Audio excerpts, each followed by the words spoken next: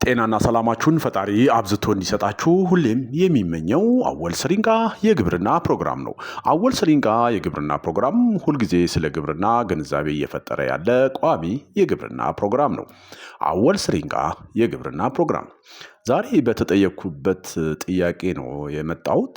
የቡና ተክሎች ከሚደርቁባቸው ምክንያቶች ውስጥ የኔም ቡና እየደረቀብኝ ነው ከምን አኳያ ነው የሚል ከኔ ፕሮግራም ተከታታይ የቀረበ ጥያቄ መሰረት በማድረግ ምላሽ የሚሆንና ለሌላውም ግንዛቤ የሚሆን ነው ይዤ የመጣሁት። የቡና ተክሎች እንዲደርቁ የሚያደርጉ ዋና ዋና ምክንያቶች ምንድን ናቸው? የቡና ተክል በተለያዩ በሽታዎች በየትኛው የተክሉ የእድገት ደረጃ ላይ በይበልጥ ይጎዳል ወይም ሴንሲቲቭ ይሆናል የሚለውን የሚመልስ ፕሮግራም ነው። ስለሆነም ከቡና ተክሎች የሚደርቁበትን ምክንያቶች ይጀምራሉ። የመጀመሪያው በቂ ያልሆነ ውሃ ወይም የድርቅ ስትረስ ድራውት ስትረስ የድርቅ ውጥረት ጫና ሲኖር ማለት ነው። ይሄ ምንድነው? የቡና ተክሎች ወጥ የሆነ እርጥበት ያስፈልጋቸዋል። ደረቅ አየር ወይም አልፎ አልፎ ውሃ ማጠጣት ቅጠሎቹ በተለይም ጫፎቹ ላይ ቡናማ እንዲሆኑ ያደርጋል። በቂ ባልሆነ ውሃ ምክንያት የቡና ተክሎች እንዳይደርቁ መከላከል ወጥ የሆነ መካከለኛ የአፈር እርጥበት እና ከፍተኛ እርጥበት መጠበቅን ያካትታል። ይሄ እንግዲህ ወጥ የሆነ ውሃ የማጠጣት ስርዓት እንዲኖረን እንደዚሁ ደግሞ በጣምም ደግሞ መጥለቅለቅም አያስፈልግም። ከፍተኛ እርጥበት እንዲኖርም አይጠበቅም አይፈለግም። ምክንያቱም ለሌላ በሽታ ስለሚያመቻች ማለት ነው። ሌላው ከመጠን በላይ ውሃ ማጠጣት ነው። ይሄ ቅድም ለመጥቀስ ሞክሬያለሁ። እርጥብና ውሃ የሞላበት አፈር የስር መበስበስን ያስከትላል። ይህም ተክሉ ውሃ በአግባቡ መውሰድ ስለማይችል እንዲደርቅ ያደርገዋል። ከመጠን በላይ ውሃ ማጠጣት በተለይ ውሃ ማያፋስስ ማለት በማፋሰስ ደካማ በሚሆንበት ጊዜ ጎጂ ሊሆን ይችላል። ውሃው የማይፋሰስ ከሆነ ለአንድ ቦታ ላይ ለረጅም ጊዜ የሚቆይ ከሆነ ማለት ነው። ከመጠን በላይ እርጥበት ስሮችን ይገድላል ማለት ነው። ይሄ ውሃ የተከማቸው ስሮቹ ሲሞቱ ደግሞ የቅጠሉ ቀለም ይለወጣል እናም ይሞታል። ተገቢ ያልሆነ የመስኖ መጠን ወይም ድግግሞሽ ተክሎች በነፍሳት እንዲጠቁም ሊያደርጋቸው ይችላል። ሌላው በጣም ብዙ ቀጥተኛ የሆነ የፀሐይ ብርሃን ሲያገኘው ነው። ኃይለኛና ቀጥተኛ የፀሐይ ብርሃን ቅጠሎችን ሊያቃጥልና ሊያደርቅ ይችላል።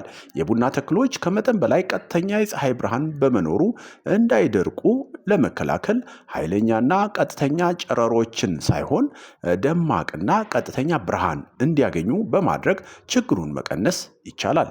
የቡና ተክሎች በደማቅና በተጣራ የፀሐይ ብርሃን ውስጥ ይበቅላሉ እና ከባድና ቀጥተኛ የፀሐይ ብርሃን ሲጋለጡ ለቅጠል ማቃጠል ቡናማነት እና ድርቀት በጣም የተጋለጡ ናቸው። ያው እንደምታውቁት ቡና ሲለማ ጥላ ይፈልጋል። ሙሉ ለሙሉ በጥላ መሸፈንም ደግሞ ሳይሆን በተወሰነ ደረጃ የፀሐይ ብርሃን ቀጥተኛ የፀሐይ ብርሃን እንዲያገኝ ይፈልጋል። በዛው ልክ ደግሞ ያው ቡና በአብዛኛው እንደምታዩት ጫካ ውስጥ የሚለማው ከዛ አኳያ ነው። የራሱ የሆነ ጥላም ስለሚፈልግ ማለት ነው።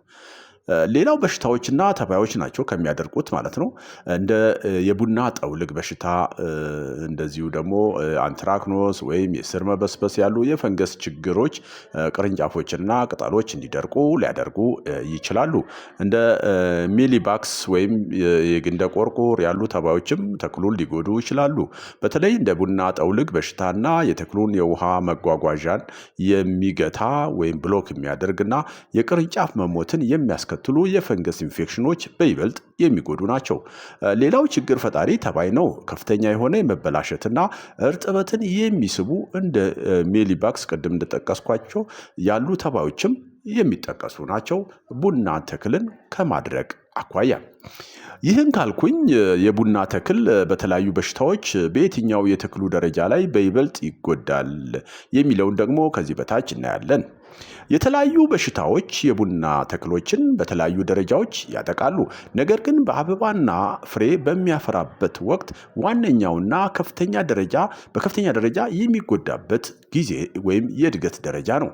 በዚህ ወቅት የሚሆነው ተክሉ ቅጠሎችን፣ ቤሬዎችንና በመጨረሻም ለመሞት በጣም የተጋለጠበት ጊዜ ነው። ከዚህ በታች እስቲ ዋና ዋና የቡና በሽታዎችም በጣም የሚጎዱት የትኞቹ ደረጃዎች ላይ ነው የሚለውን ደግሞ እናስከተል። አንድ የመራቢያ ወይም ፍሬያማ ደረጃ፣ ይሄ ከአረንጓዴ እስከ ብስለት እስከ መድረስ የሚደርስበት የቤሪ ፍሬዎች ማለት ነው። ይህ ጊዜ ዋነኛው የተክሉ ተጋላጭ ወይም ሴንሲቲቭ ደረጃ የምንለው ነው።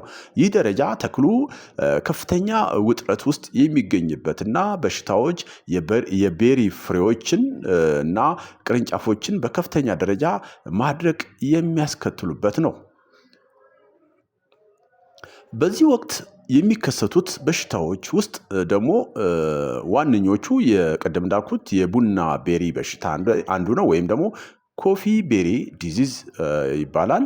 ይሄ ከአበባ በኋላ ከ4 እስከ 14 ሳምንታት ውስጥ ወጣት ያንግ የሆኑ አረንጓዴ ፍሬዎችን ያጠቃል። ጥቁር ነጠብጣብ፣ ሲነኩ የሚያሰምጡ ቁስሎች እንዲፈጠሩና ከቅርንጫፉ ጋር የሚጣበቁ ወይም የሚወድቁ እንዲሆኑ ያደርጋል።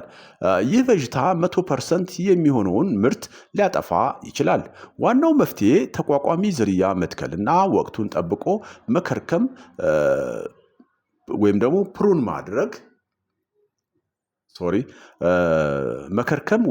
ማድረግ እንደ መፍትሄ ይወሰዳል።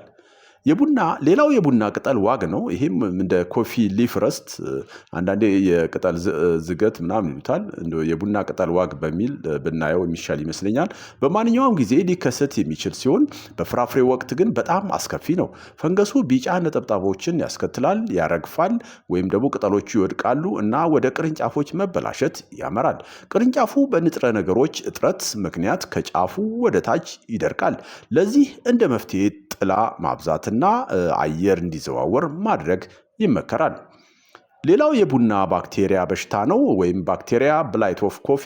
በቀዝቃዛና እርጥብ የአየር ሁኔታ ወቅት የሚደርስ ጥቃት ሲሆን የኖድስ የቅጠሎችና የቤሪ ፍሬዎች ጥቁርነት እንዲፈጠር በማድረግ የቅርንጫፉ የተቃጠለ ወይም የደረቀ መልክ እንዲታይ ያደርጋል። እነዚህ ከላይ ጠቀስኩላችሁ እንግዲህ በመራቢያ ወቅት ወይም ደግሞ ይሄ ፍሬ የመራቢያ ወይም ፍሬያማ ደረጃ ፍሬ በሚያፈራበት ከአረንጓዴ እስከ ብስለት፣ አሁን መጀመሪያ አካባቢ አረንጓዴ አይደለ ቡና የሚሆነው፣ ከለሩ እስከሚቀይርና እስከምንሰበስብ ድረስ ባለው ጊዜ ውስጥ የሚከሰቱ የቡና በሽታዎችን ነው የገለጽኩላችሁ። የቡና ቤሪ በሽታ ወይም ኮፊ ቤሪ ዲዚዝ፣ የቡና ቅጠል ዋግ እና የቡና ባክቴሪያ በሽታ፣ እነዚህ በዚህ ጊዜ የሚከሰቱና በጣም ሲሪየስ የሆኑ ቡናው ራሱ ተክሉ እጅግ በጣም ሴንሲቲቭ የሆነበት ስቴጅ ላይ ነው። ሌላው በግንድ በቅርንጫፍና ቅጠላቅጠል እድገትና በችግኝ ደረጃ ይሄ ያንግ ሲድሊንግስ ደረጃ የሚከሰት በሽታ ነው የምናየው። ይሄም ዳምፒንግ ኦፍ ይባላል። ይሄ በአፈር በሚተላለፍ ፈንገሶች የሚመጣ ነው እና እነዚህም ለምሳሌ እንደ ሪዞቶኒያ፣ ፉዛሬም በመሳሰሉት ፈንገስ እንትኖች የሚመጣ ሲሆን ወይም የሚከሰት በሽታ ነው። ይህ ሲድሊንግ ስቴጅን ወይም ችግኞችን ይገድላል። ይህም ብዙውን ጊዜ ከመተከሉ በፊት በአፈር መስመር ላይ እንዲበሰብስና እንዲደርቅ ሊያደርግ ይችላል። ሶስተኛው በሚደርስበት ወቅት የሚከሰት ነው። የቡና ተክል በሚደርስበት ጊዜ በከፍተኛ ደረጃ ትልቅ ችግር የሚሆነው በሽታ የቡና ጠውልግ በሽታ ነው። ይህ በሽታ በጣም አጥፊ የሚባል በሽታ ነው፣ ምክንያቱም ሙሉውን ተክል ሊገድል ስለሚችል። አንዳንዴ እንደ የደም ስር በሽታ ሆኖ ሊገለጽ ይችላል፣ የቫስኩላር ዲዚዝ እንደሚባለው ማለት ነው። ምክንያቱም የተክሉን የውሃ መጓጓዣ መስመር ብሎክ የማገድ ነገር ይኖራል። በዚህ ምክንያት ቅጠሎች ቢጫ ይሆናሉ፣ የመጠቅለል ባህሪ ይፈጥራሉ፣ በኋላም ቡናማ እንዲሆኑ ያደርጋል። ይህም ዛፉ በሙሉ በጥቂት ወራት ውስጥ እንዲደርቅና እንዲሞት ያደርጋል። የተጠቃውን ቡና ነቅሎ ማቃጠል እንደ መፍትሄ ይመከራል። ዛሬ እንግዲህ በዚህ ዙሪያ ነው ቡና ተክል ለምን ይደርቃል የሚለውን እና በቡና የትኛው የግሮዝ ስቴጅ የበለጠ ሴንሲቲቭ ነው የሚለውን በተወሰነ ደረጃ ለመግለጽ ነው ዛሬ የመጣሁት። በቀጣይ ፕሮግራም ዋነኛ የተባሉት የጠቀስኩላችሁ በሽታዎች የሚከሰቱበትን ሂደት መከላከያ መንገዱን ሰፋ ባለ ዘርዘር ባለ መልኩ ይዤ እመለሳለሁ። እስከዛው ቸር እንሁን። ባይ ባይ።